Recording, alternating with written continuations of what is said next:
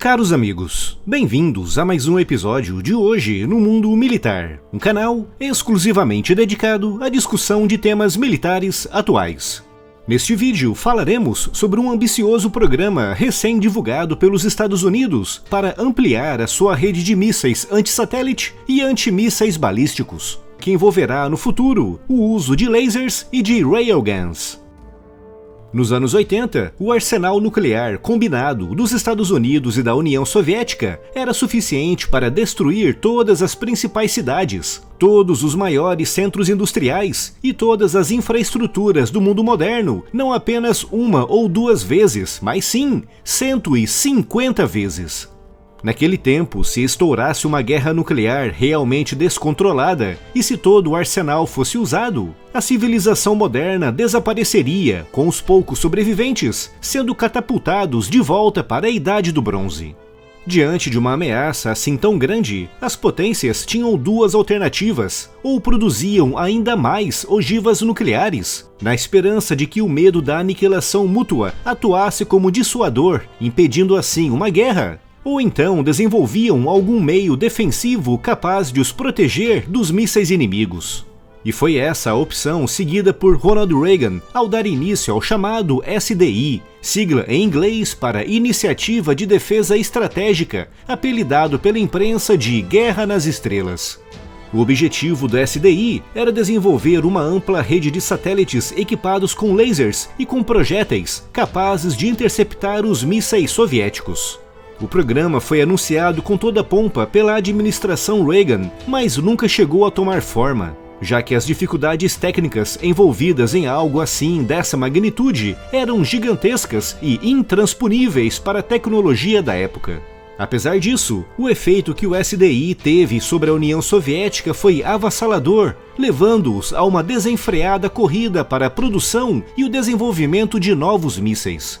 Esse esforço soviético foi tão grande e exaustivo que muitos historiadores atribuem ao programa Star Wars um papel importante no colapso da União Soviética em 1991.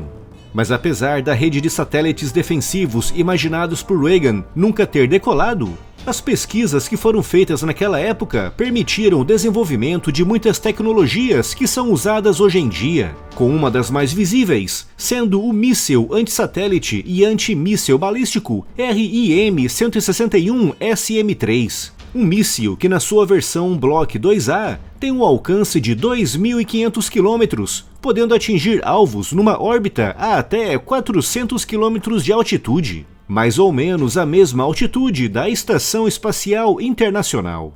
Esse míssil viaja a incrível velocidade de Mach 15, ou seja, voa a 15 vezes a velocidade do som, tornando impossível qualquer tipo de manobra evasiva por parte de satélites ou de mísseis balísticos na fase intermédia de voo, que é quando ainda estão em órbita baixa. Trata-se de um míssil cinético sem explosivos, ou seja, a função dele é se chocar diretamente com o satélite ou com o míssil inimigo. Um choque, que é uma velocidade de 15 vezes a do som, se converte num poder explosivo capaz de destruir completamente o alvo.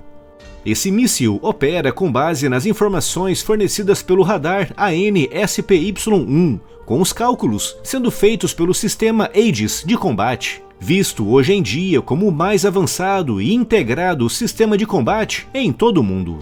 Quando um satélite inimigo ou míssil balístico é identificado pelo radar e a ordem de ataque é dada, o míssil, instalado num lançador vertical, é lançado por meio de um foguete de combustível sólido que o leva até uma altitude que oscila entre os 20 e os 40 km, dependendo da posição do alvo. Se o alvo encontrar-se em órbita entre os 200 e os 400 km, nesse momento entra em ação um segundo motor foguete, responsável por tirar o míssil da atmosfera, com o terceiro estágio entrando em ação para ajustar a órbita e colocá-lo em rota de colisão com o alvo. Durante todo o tempo, o míssil está em contato com o navio que o lançou, recebendo informações detalhadas sobre a posição do alvo. Na fase final de aproximação, o míssil ativa um sensor de infravermelho para garantir um impacto mesmo certeiro.